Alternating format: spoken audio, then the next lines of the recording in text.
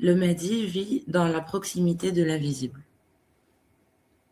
Voilà, et ben cette proximité de l'invisible, l'endroit justement où il se trouve, entre guillemets, si on pouvait symboliser ça par un endroit, je dirais un angle de vue dans lequel il Mhm. se trouve justement, on sait qu'il est au carrefour de tout, du monde visible de l'invisible, des ténèbres de la lumière, le confluent des deux mers qu'on va retrouver avec Al-Khidr alayhi salam et Moussa alayhi salam, où on a ces deux sciences qui vont se confronter, la jurisprudence, la charia et l'ilm ladunni.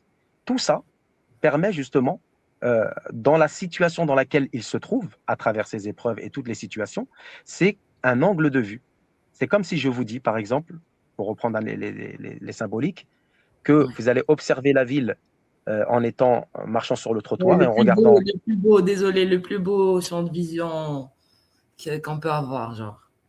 Voilà, genre, soit on marche sur le trottoir et on observe en tournant tout autour de soi, en regardant tout autour de soi et en analysant, ou alors on monte sur le toit d'un building au-dessus de toute la ville et on l'observe vu d'en haut.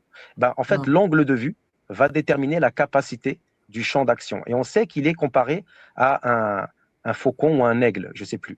Et justement, la particularité de cet animal, c'est de surplomber et d'avoir cette supériorité par rapport aux autres, par Genre rapport du au petit au statut, à la grand. noblesse, les caractéristiques qui lui sont propres.